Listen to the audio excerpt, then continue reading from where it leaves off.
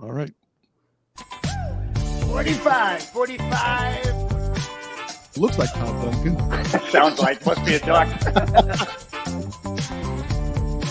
Jersey girls are the best. Yeah. What? The bunny ears are back.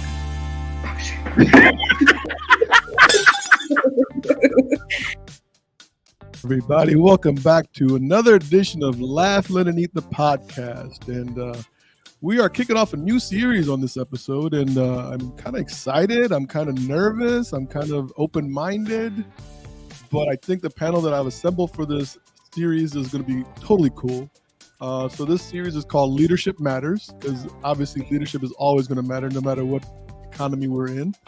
But our panel right now, I want to go around and introduce everybody. We have the one, the only Ginger Bell from EduMarketing. Hello. And then we got my dear friend Christine Beckwith from 2020 Vision, who absolutely needs no introduction by me. I don't even know how many times you've been on the show now, Christine. This is like your show. This isn't even my show anymore. I'm like the backup DJ, aren't I? I don't know. Hi, everyone.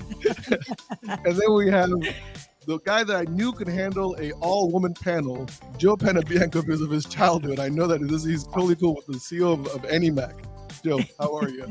I'm doing great. Looking forward to it. I remembered your story, Joe, of growing up as the only boy in your, and I was like, you know what? I got two women. I'm going to put Joe on here, and it'll be totally cool. Totally in my element. Yeah, that's what I'm thinking. So, guys, before we kick off, I gotta make a quick announcement because it's pretty interesting. Let me see here. So, just get FYI, this is officially the 100th episode of Laugh, Learn, and Eat. Wow! You guys are recording the century mark for us. This is the century mark, guys. This is amazing. Playing the lottery tonight. Yeah, why not? Maybe I should too. Oh my gosh, we all need to do that. Why not?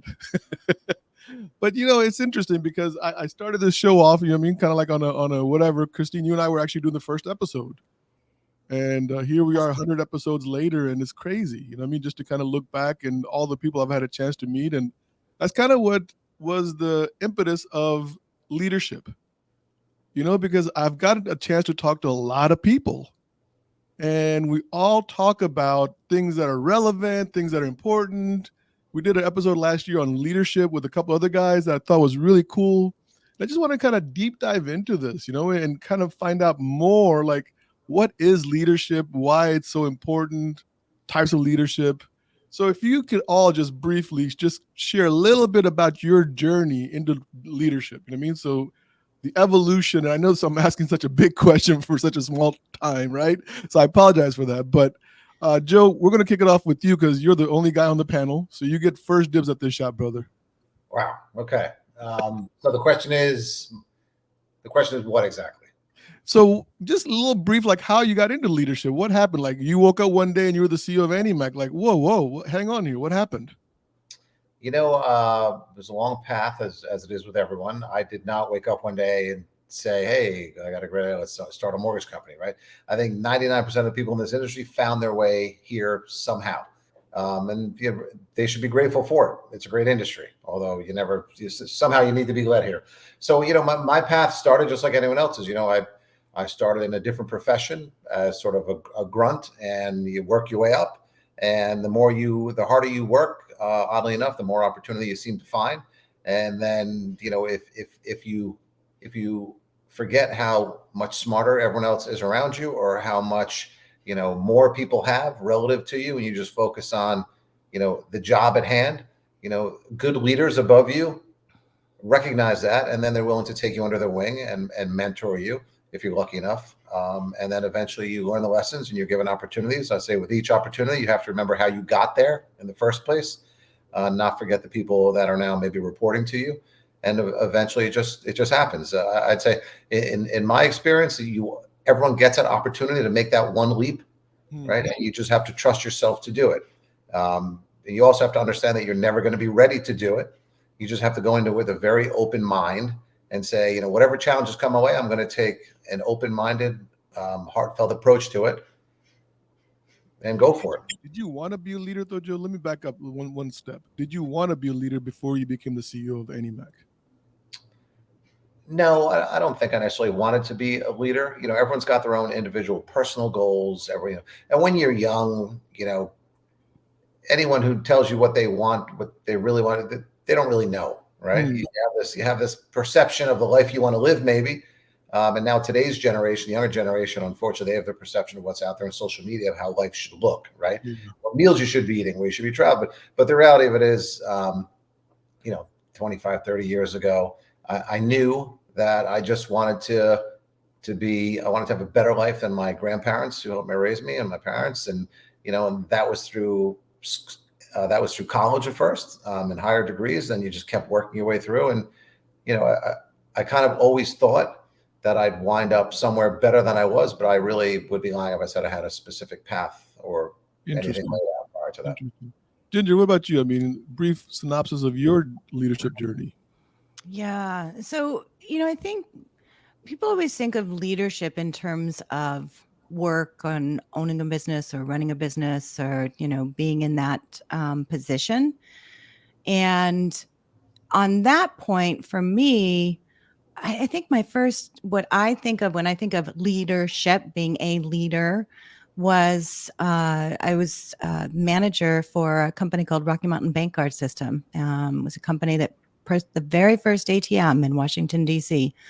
And I managed a group of data entry technicians. It was actually back when you had to card read, type in all the little credit card slips that would come in from all of the different merchants.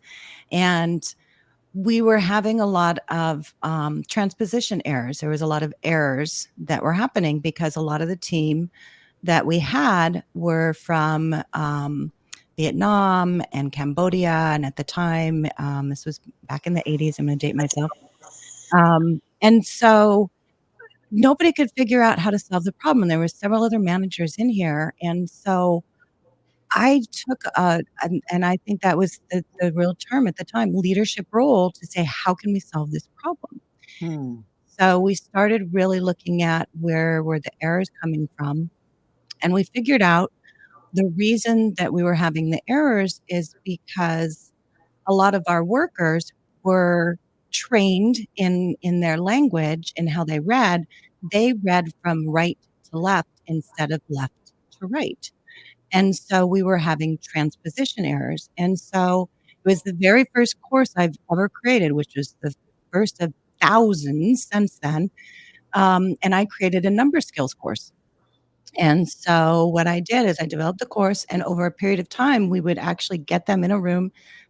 We would have to actually put it onto the projector where you would write it on the clear, Christine, you know what I'm talking about. And you would put it on there. And honestly, the repetition of just having them read the numbers, write them down, read the numbers, and it was very methodical. They probably hated doing it, but what was amazing is we decreased that error ratio by 10%. Just by retraining their brain. And so, that position, that course that I created was implemented across the entire company and got the attention of the president of the company, Mr. D. Dale Browning, never forget him. And they actually created a role for me within the organization to go through each different department, collections, credit, customer service, and look at what challenges they were having. And then we would develop training based on that. And so it was really, for me, taking that leadership. What is the problem? How can we solve it? And yeah, I was in a management role, but still, that's what I think of when I think of leadership. Interesting. Is being able to say, okay, what is it that needs to happen at this point, and how can we make it happen? That's what leadership is. That's nice. It's truly doing that. Christine, how about your journey? Yeah, I'm bossy, so I'm going to start there. I like control. I'm going to say that second. And so somewhere as a young girl, I think other teachers and leaders saw me being aggressive enough to like step out. I can remember in grade school, a teacher saying, copy this picture. And that night telling my mom that out of, 30 kids that handed in the picture, I had not only copied the picture, but all of her directions on the top and her signature on the bottom. I had like copied everything that was on the paper. And I was the only kid. And she said, it's really exceptional because I told her to copy this, picture. And she copied everything like as best she could. She wrote out words as if they're pictures, but she can't spell yet. She can't write yet. And so that was kind of the beginning of me listening to an adult tell somebody that was important to me that, I was special. And I remember how that made me feel. And so my whole life, I've kind of been reaching beyond the norm, I think. And then I had some great mentors that put me in my first leadership positions. The truth is I wasn't ready for them by any stretch of the imagination. And I would have to refine my skills in leadership through the companies that offered leadership education. And I would submit myself to it. And I still am today. Today, at this age and 28 years into leadership, out of my 37 years, 28 years, I was in some form of a management or leadership position. I just really wanted to get results. I wanted to test how many leaders I could create. I also think leadership is a word that you earn. It's not one that's given or self-titled. I think when people call you a leader, that's one of the greatest compliments that can happen. And ultimately, I think it's about looking back and seeing if people are really following. And then second, are you getting results out of the people that you're leading? And so it's not good enough in my mind that you hold a management title. If I'm going to be your manager or manager of managers, then I want to see what you're able to do. And right now in this market, this is a time that leadership's really being tested, right?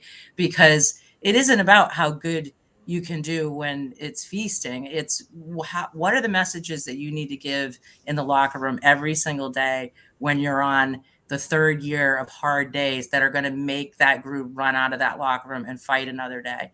And to me, that's where, the leadership tenacity brings us. Yeah. It reminds me of the quote that I love by John Maxwell. And it is, I think it was leadership is the ability to influence. Nothing more, nothing less, he said. And I remember when I first read that, I felt so much pressure being relieved from me. Because I thought as a leader, I had to wake up at 4:30 in the morning, get all the emails read before everybody else woke up, blah, blah. I'll do all this other stuff that I hadn't made up in my mind. And then when he just said it, well, it's just the ability to influence other people's thoughts and actions. And if you can do that, then you are a leader.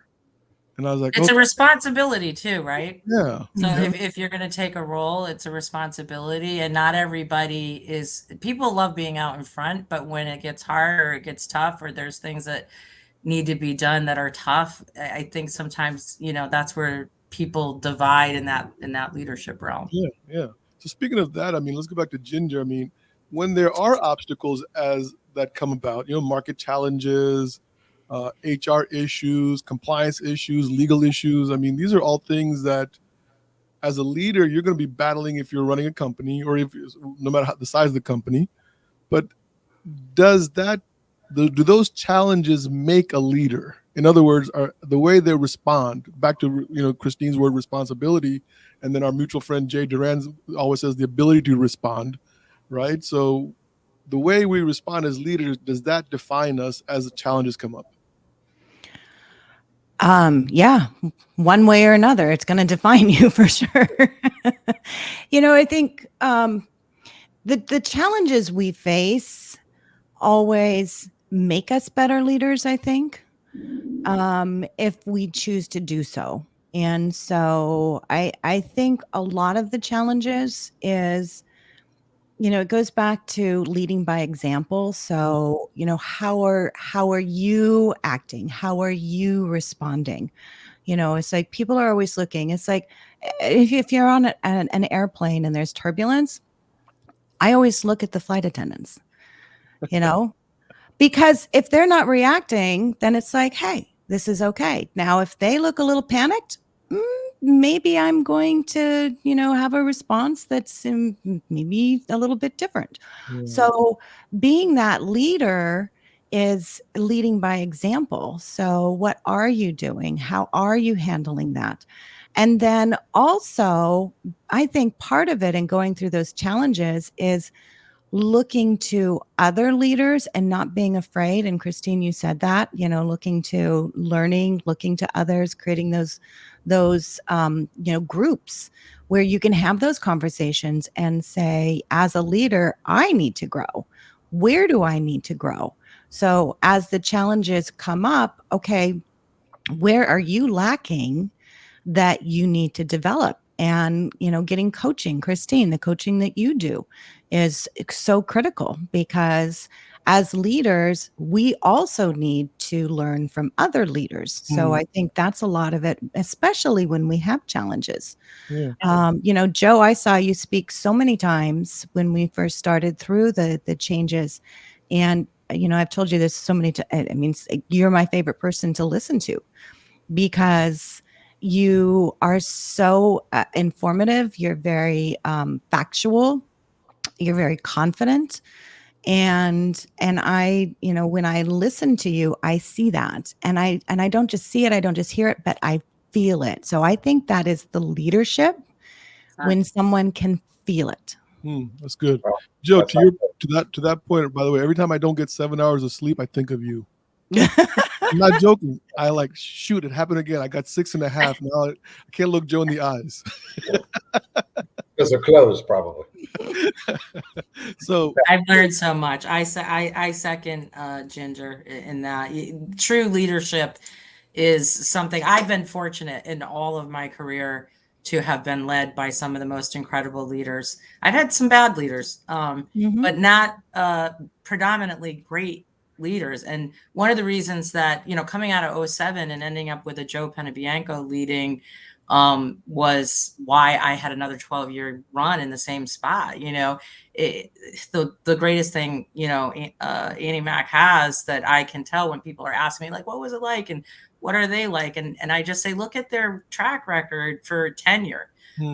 Because, when you're being led by somebody that knows the way, knows where they're going, has depth in their intellect to understand what the markets are going to do, within a degree of being able to run a solid company. Those are the things that we're looking for in this industry. And by the way, those are the same mistakes that people are falling victim to the last 3 years. Yep. And that is not finding the right companies and leaderships to get behind. So 100%.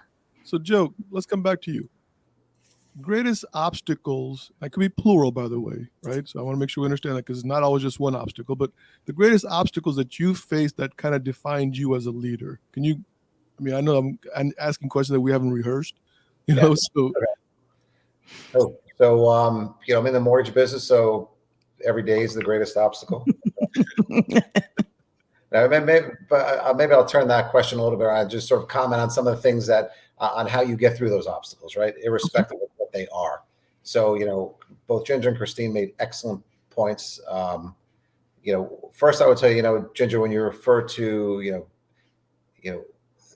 having that leadership that knows where they're going, I think it might be one of Aesop's fables. But there's this captain, and he is, they're sailing through a treacherous storm. Picture, 1600s or whatever, and everyone's freaking out around them. And the captain comes out from his quarters, looks around, pulls out his compass, and just says, "Okay, head due northeast," and then went back into his captain's quarters. And they got through the storm. The next day, the first mate came down and said, "Captain, that was incredible. You're an amazing leader. How did you know that?" He goes, "I had no idea, but he knew if I freaked out," he said, "if I freaked out, I knew we were doomed." So sometimes you just have to, put on a good face, and that's part of it. Because I would say that obstacles and panic create voids, and voids create the worst possible thing ever, and that's it. That's negativity.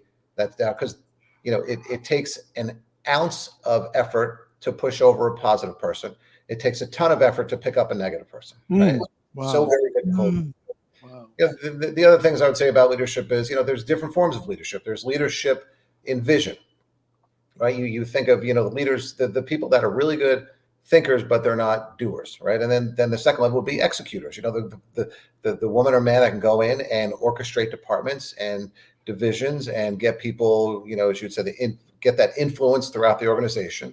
And then the third really, really good leader and I'm not claiming to be any of these, but the third really good leader is one who understands you can't paint every individual in your organization with the same brush. Different, you have to know the personality types, who you're dealing with, what's going to motivate someone. So it's a challenging job. So what it really tells you is that the best leader knows how to surround themselves with really good people who know how to do those things for you, that will work cooperatively with you, not who are trying to sabotage you on the side or to have their own agendas. So it is not for the faint of heart. But those are my major takeaways on, how you get through whatever obstacle you can. You make it seem like you know what you're doing, whether you are or not. You have a vision for what you're going to do to get through there, whether right or wrong. You make sure that you can orchestrate the people and players around you to insert that to influence, and then you go down as far as you can through the organization and make sure that the people who need the hand holding, you're not just, some people need a kick in the butt, some people need a hug, right? And you just know the difference between the two. That's great. Yeah. That's great. I remember when I was getting my boating license, I got caught in a storm on the Potomac River, which is really weird, right? Because like the Potomac River is such an odd river, and I'd never seen that before. Like, and I was like, I was lost on the Potomac River. It only goes north and south. And I got back to the docks and everything, and my trainer goes, it's the bad storms that make the best sailors. Yeah. If you're only sailing in the good times, you're never going to learn how to get through what you just got through. Yeah, and we were that's just so talking true. about it. It was just like, but I did not look cool, Joe. I did not look like that captain. I was absolutely frantic. You didn't bring that bridge down. Not this time. Was that Fobby behind that boat? You were not a captain on that boat. And talking about piggybacking on what you're talking about, Joe, a true leader knows how to communicate and give what's needed for those different individuals. One of my favorite books, it's called Shackleton's Way, and it's a narrative leadership book that talks about what Ernest Shackleton did. And it's an amazing story because, they had their ship that ran into an iceberg, and they were stuck there for a period of, I think it was like a year and a half. And so, ran out of all their food, their rations, had to actually leave the ship. And he did not lose one person during that entire time on the entire crew. They all survived. And what he did as a leader is he would look at whoever seemed the most in need within his crew, and everyone got that. So whatever that was. And so by doing so, he was able to keep the morale up, which, I mean, you can only imagine what that would have been. But leadership is looking at what does the team need? And then also communication. I think a lot of times we always think, this is my communication style and this is how I am as a leader, but you have to adapt that. I was doing a communications workshop with an organization in New Jersey one time, and we did personality profiles and from that created their communication styles. And I had divided them up, it was built on the standard, personality test, but I divided them into sharks and dolphins and whales and sea anemones. And then they got into the groups and we talked about communication styles, and it was hysterical because the president of the company was obviously a shark. And so, because he's a high D. And so the individuals that were more of, the processors or the underwriters, well, they ended up being, the sea anemones, which were high I's. And so communication styles different. And so we went through some of that, and what that, when you go in to talk to someone, you need to think about not just my communication style, but what is their communication style. And what was interesting, they embraced this whole idea so much that they actually printed up their personality profile and had it outside their door. They stuck it outside their door. So when someone would go in, they'd say, "Oh, I know that you are a shark. I know that I need to communicate with you this way in order to be able to do that." So part of that is knowing that, what that is and what that looks like, right? Yeah, that makes sense. That makes a lot of sense. Christine, let me ask you a question. you were obviously in sales, and you were Yeah. right. You were running a bunch of salespeople. And to Joe's point, how do you like look at a loan officer and say, this is how I'm going to bring out the best of this individual? Because both Ginger and Joe are talking about differences, needs are being different, but how do we raise the shark up if we can, or the minnow up, or the whatever those sea creatures were, right? How do we bring out the best of each person as a leader? So funny that you say this because I just got done finishing chapter 9 out of the 20 chapters of High, and this one is on competition. And I really believe in my heart of hearts, the reason I had really good success at like growing larger sales organizations was my ability to create extreme competition between the teams. And Mm. so for me, I was a pot stirrer, and I also was somebody that had a high level of accountability. So I'm not really, I kind of have a tough reputation. I have a big heart. I always say, it's hard to give yourself your own adjectives, but I have a reputation for pushing people, and I am not uncomfortable with pulling a swing out of a person. And so when the term pulling punches, I am very comfortable in that spot. Like if I can get somebody up on their feet and they start pushing back or saying things back to me, I know I've got their attention at that point. And so I kind of with sales, I started at 21 years old as an originator. And I had come off of 3 years of being a loan officer assistant to a female originator in central Massachusetts. And I was going to be going into the medical field. And then I saw the money that she was making and I thought, I can do this. I think I can do this. And I joined a team of 20 loan originators at the time. And I have to tell you that the prize was a parking pass. We were in Waltham, Massachusetts, in a high-rise building. And this one lady, there were 20 men and one older woman, and she had the parking pass. And she was not nice to me. I'll be honest with you. And within 9 months, I took that parking pass from her, and nothing made me happier than that. And from that point forward, I had literally always taken the juice of what I knew made me compete. I would scratch my way to the top of the sales force, and just whatever I thought it was going to take. It was much harder as a leader to push people. When I had 125 originators, I have a famous story in my career that I took a district from last place to first place in 16 months. Ryan Kuby, the president at Annie Mac, got to witness this, firsthand. And it was the true come from behind, but I had to sit with them and learn like what made them tick to start with. And I made a story out of it. And it was a come from behind story. I got pins, I handed pins out that had the Boston skyline. I gave it a name called Moving On Up. And I just told them, like, we're the biggest losers in the company. That was my first meeting. And I'm sure nobody wanted to feel that way. And I wasn't being literal. But at the same time, I said, next month, we need to not be in 14th out of 14th place. We're shooting for 13. Forget about being number one right now.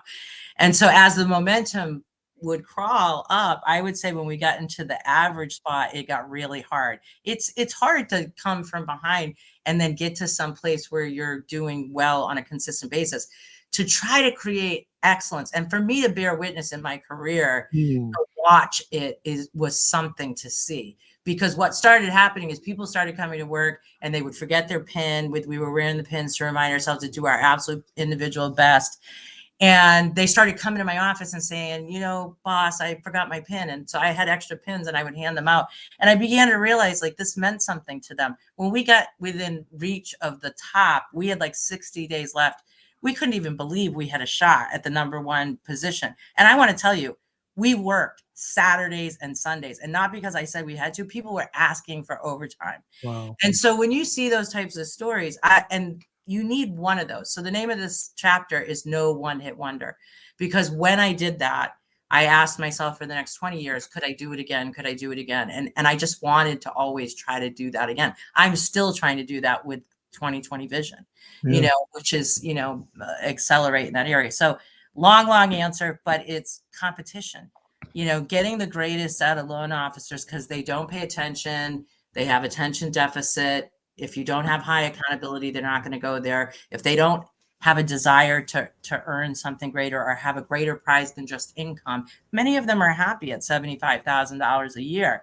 So you got to get into that guy's craw as to like, what else does that guy want, and so those are the magic things that I teach sales management. What you got to know each one of your race car drivers. Like, you got to know what makes them tick. You got to know their car, and you've got to be able to be there throughout the entire race, to kind of fan the flames. Great Yeah, point. I'd add to that, in the pursuit, in that competition, it's probably not about the parking pass per se, right? And Yeah. laughingly, I was thinking, if that happened today, you'd be canceled if you took that woman's parking pass. Yeah. Yeah. But having said that, it gets down to what? Two things. People want to be a part of a team. So you're making them a part of a team, and then you're giving them fulfillment.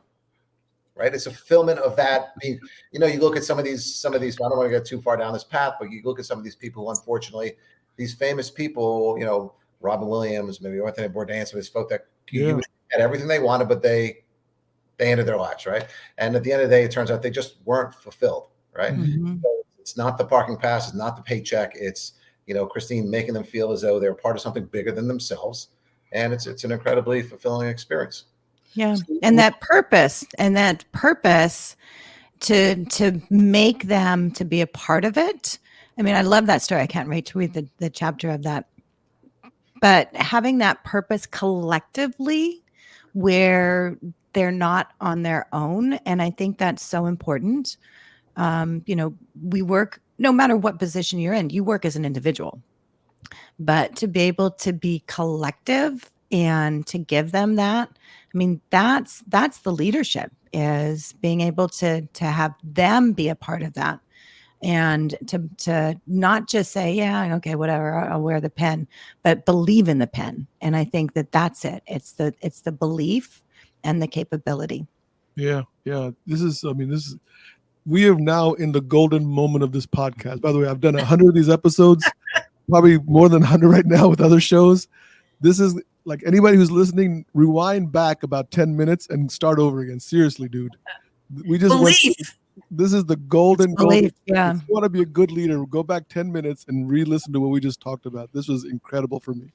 I mean, this is golden stuff. Now, I want to ask you something, Joe. Come back to you. I'm a football guy. Love football to pieces, right? Bill Belichick, right? Christine probably loves when I say this. Probably one of the greatest coaches of our lifetime that we get ever witnessed, probably. I don't know. Maybe. We'll see. Prior to New England, people don't know this, right? He was a defensive coordinator for New York Giants. Did great with, as a one Super Bowl. Then he went to New York Jets, Cleveland Browns, was pitiful. Comes to New England Patriots. So is it the leader or was it the team? Mm-hmm. And I've always been asked that. I always like that. It's like the egg or the chicken, right? Is it the leader or the team, Joe? What do you think, man? Yeah, like the chicken and the egg, it's not about this spontaneous thing. It's about the evolution of the process, right? So, you can have a great coach who doesn't do well because he doesn't have the right team around him, and vice versa. I really think it's got to be that orchestration of that I was discussing earlier, right? You've got to have the right vision, the right leadership that can get all the players, with the proper position, but then you've got to be able to have the players that can actually execute on the field. It's a very difficult thing. And sports is really a wonderful analogy because you can specifically tie their level of activity to their outcomes, right? You're either running a 4-4 or you are not. You're either making your block or you are not, right? In business, it's much more difficult to have that, which is why for another call talk, maybe it's being so metric centric is so critically important in this industry. But having said that, I don't know the answer to that. I would just tell you that, I think I know the answer to that it's neither. You have to have the right players and the right leadership. And I got to tell you, if it's a blessing if you can find it, but it's very difficult to construct. Yeah. And sometimes it's timing too, because, leadership is a process. And so, besides having, the right ownership and the right players and all of that, sometimes it's that process of learning to be a leader that it comes in, and then the timing just all lines up. It's kind of like the perfect storm. And if you're lucky enough to get that all together at one time, then you get that perfection.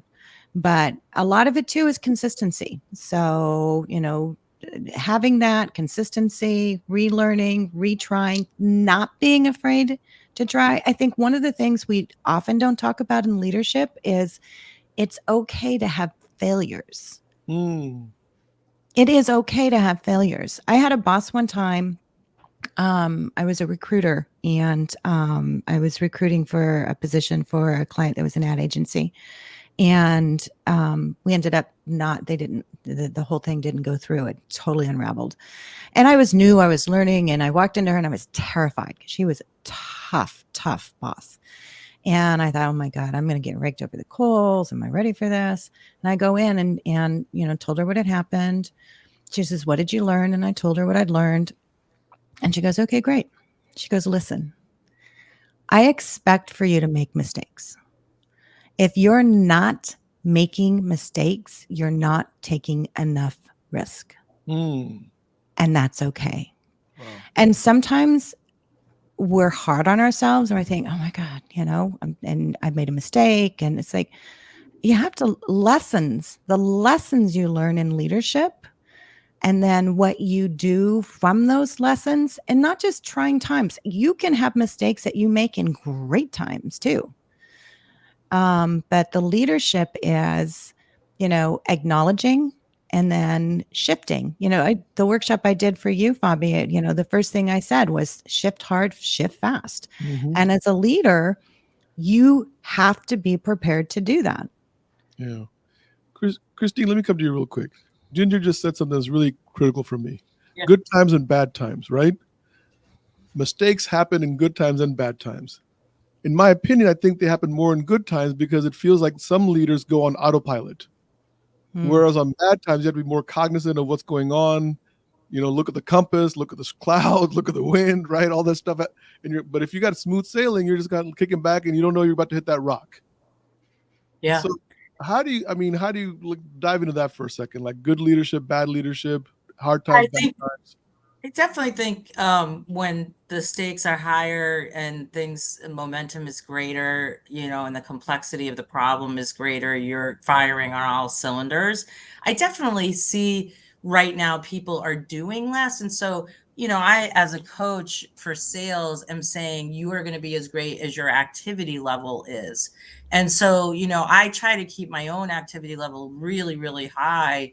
And stay in the pocket of prospecting and create the busy work that isn't coming into me. And so I kind of equate that to we all own sailboats in this industry. And when, things are going great, we have wind in the sails, they're sailing, and we're kind of just maintaining the sail.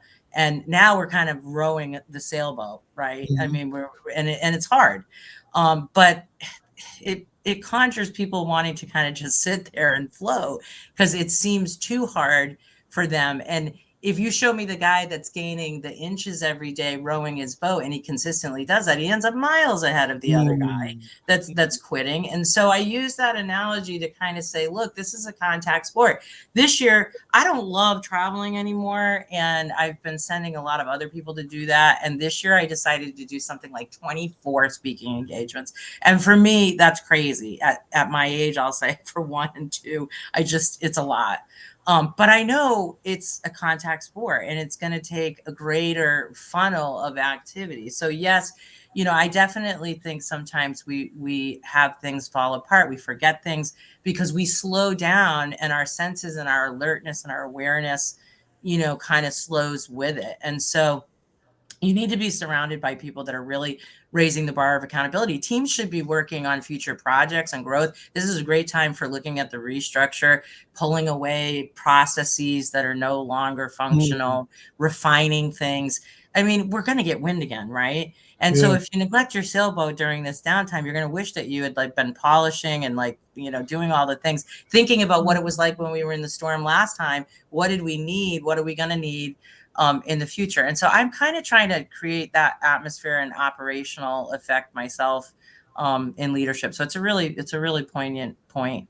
Yeah, Bobby, I'll comment on that. I would say that I agree with you, by the way. Bobby, I believe that the 2020, 2021, period where, as Christine said, our sales were full of wind, was the single most mismanaged period in the industry, which probably even goes back through 2006 and 7, because in 2006 and 7 we were simply intermediaries who were fulfilling the demand from Wall Street to fill up their CDOs and CMOs, so that we were just part of the part. But in this instance, there was such it was like the Titanic, or there was nobody watching. And I can tell you strictly from my perspective, I am quite literally embarrassed about the level of management that I personally was attending to during that time, because it seemed like every month you were going to do more production, irrespective of what you did. And the real problem with that is that when you're not watching, you only learn for the most part from your failures. And when you're constantly feel like you're successful, right? So let me give you a real world example of this. And I'm probably dating myself here as well. Does anyone remember when Michael Jackson took his baby in Paris, I think, and hung him over? Oh yeah. And everyone finally freaked out, right? So, but how many millions of other things did Michael Jackson do that all of a sudden, you become more out of touch with reality? Like, he goes into restaurants at first and no one's making him pay for a meal, so that's okay. Then he walks in front of crowds, and that's okay. And then, politicians and presidents and kids, they want to meet him, and that's okay. And parents, for some reason, are sending his kid, but at some point you cross that threshold. And I would say the IMB industry was very much like that. There were a ton of mistakes being made, but because there was so much wind in our sail, you were not learning a single thing. But the converse of that, I will tell you, is that at least the leaders that I know, and I look at the mortgage industry sort of like I've often said, it's like, you get these companies that are screaming and yelling at one another, saying, "Hey, we're the best," and it's like fleas fighting over the dog, right? But having said that, the people who emerge from this, look out, because you're going to come out with a battle-tested set of loan officers and executives that are going to be ready for that next phase, whatever that might be. Yeah. Great. Really well said. My chiropractor always says, that pain you have in your back, it didn't happen because you bent down to pick up the grocery bags. It started months ago. The grocery bag pickup was the final straw of it. Correct. Yeah. So when you're giving your thing about the mortgage industry, I just couldn't help but imagine that same analogy, that, whatever we did in 2020 and 2021 was like the culmination of all these different pent up demand that we were feeling for so many years. All of a sudden, 2.5% rate, let's just go crazy. Correct. Yeah. So it's kind of leading up to that. So we're coming up to the end, guys, and I want to see what I know. I asked you guys briefly to describe some of the beginning, but at the end here, I just want to see where you guys feel your leadership, how does it evolve into your legacy? Is that a right way to ask that question, Christine? What do you think?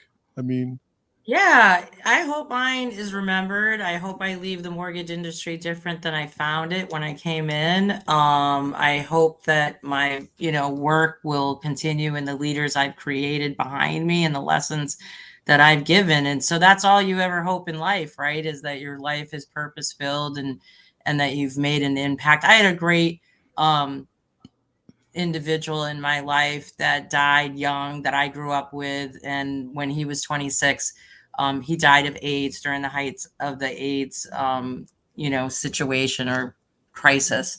Mm-hmm. And he told me he hadn't felt that he had done anything significant. And I was very young. I wasn't volunteering for community work or doing any of the stuff like that. I was working and I was going out on the weekends, and that was the meaning of my life at that point. And it was such a gift to have the talks that I had with him as he was dying, because he didn't think he had done anything worth being remembered. He would die, and I would go to work in building a foundation in his memory because he felt he wouldn't be remembered.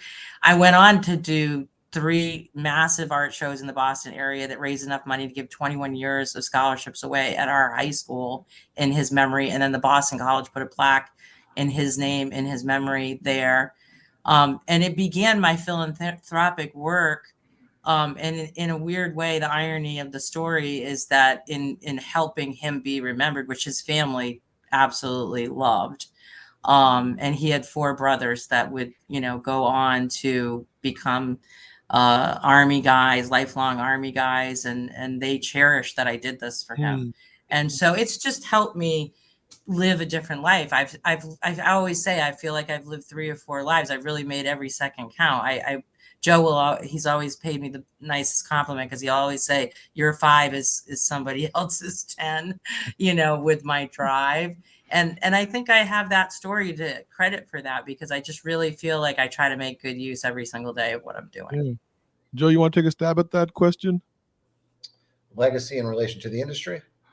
It's to the relation to Joe Panebianco. I mean, that day that you come to the office and you know what, this is my last day. Okay.